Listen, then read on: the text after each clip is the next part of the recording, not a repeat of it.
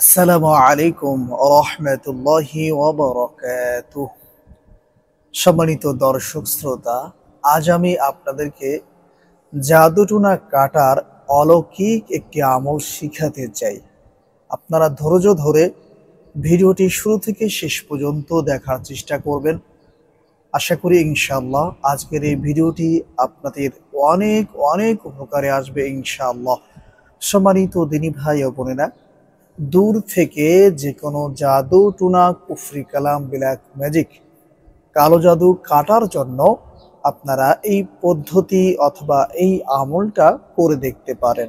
আমি আশাবাদী, আল্লাহর প্রতি দৃঢ় বিশ্বাস থেকে থাকে, ভালো ঈমান থেকে থাকে, আপনার মধ্যে যদি রুহানিয়াতের শক্তি থেকে থাকে, ইনশাআল্লাহ আপনি অনেক দূর থেকে এই কাজ করতে পারবেন।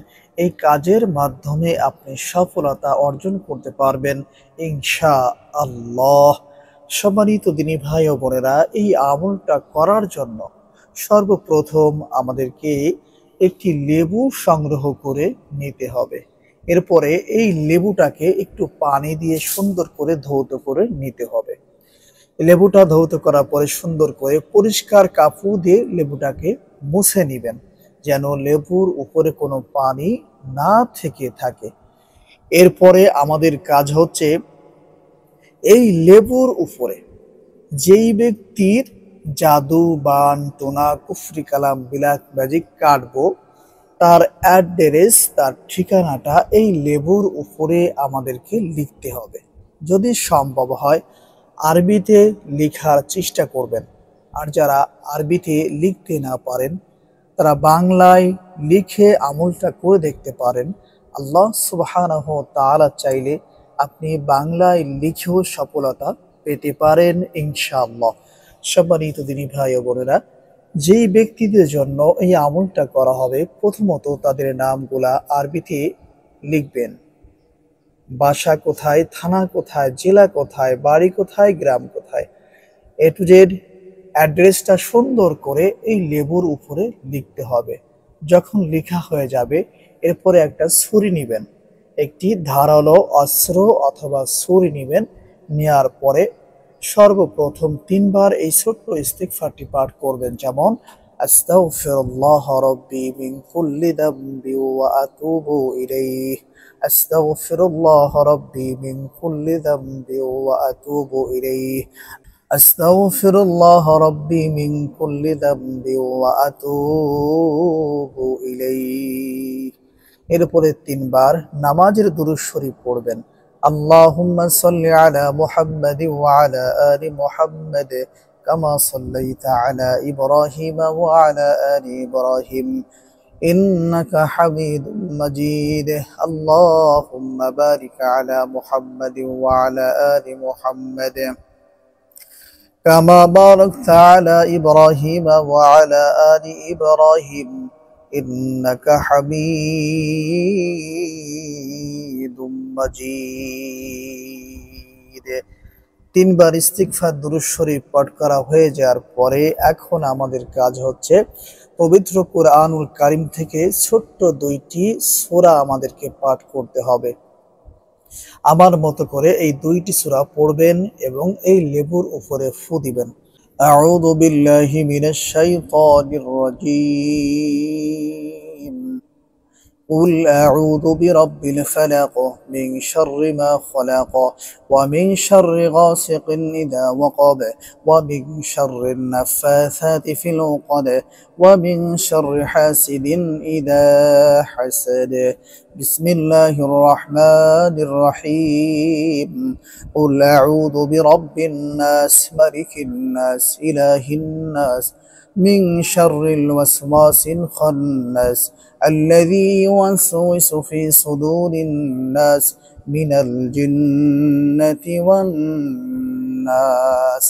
এই সূরা 2টি যখন আপনি পড়বেন তখন লেবুটা আপনার মুখের কাছাকাছি নিয়ে আসবেন, যেন এই পড়ার শব্দটা সরাসরি লেবুতে লাগে।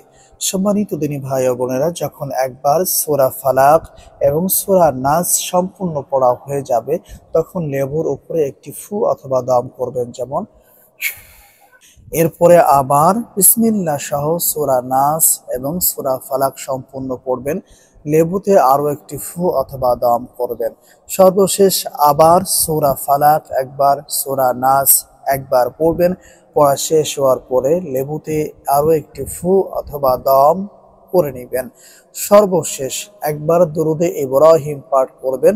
লেবুর উপরে 2টি ফু অথবা দম করে নেবেন।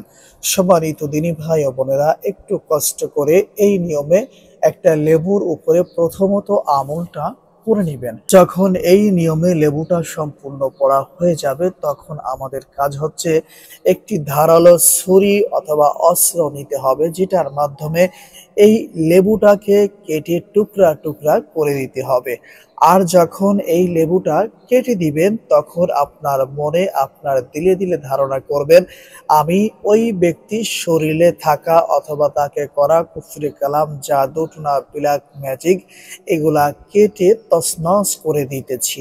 এই বিশ্বাস, এই একিন নিয়ে আপনাকে আমলটা করতে হবে। তবে হ্যাঁ, যেই ব্যক্তির রোহানিয়াতের আমল ঠিক আছে, ওই ব্যক্তিরাই এই আমলগুলোর মাধ্যমে সফলতা অর্জন করতে পারবেন। এজন্য পরামর্শ থাকবে, যারা এই আমলের মাধ্যমে তদবির জগতে কাজ করতে চাচ্ছেন, তারা অবশ্যই অনুমতি নিয়ে এই আমলটা শিখে রাখার চেষ্টা করবেন। এবং পাশাপাশি আমার চ্যানেলে দেয়া রোহানিয়াত বৃদ্ধির যে আমল দেয়া আছে, ওইগুলা কন্টিনিউ করার চেষ্টা করবেন।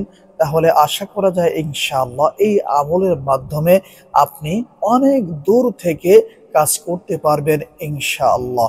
এবং রোগী যত দূরে থাক, আপনি অনেক দূর থেকে জাদু টুনা, কুফরি কালাম, ব্ল্যাক ম্যাজিক সকল ধরনের কুফরি কালাম কেটে দিতে পারবেন, কোনো সমস্যা হবে না ইনশাআল্লাহ।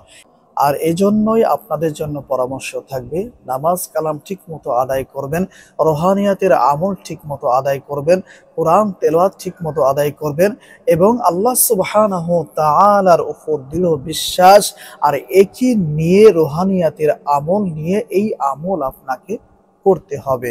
সম্মানিত দিনী ভাই ও বোনেরা, অনেক ভাই বোন আছেন যে হুজুর আমরা তো আমল করি, আমাদের আমলের কাজ হচ্ছে না, হতে চায় না। সম্মানিত দিনী ভাই ও বোনেরা, আপনাদেরকে বলতে চাই, কোরআনী আমলের মাধ্যমে চিকিৎসা তদবির করতে হলে অবশ্যই আপনাকে কোরআন এবং সুন্নাহ মেনে চলতে হবে।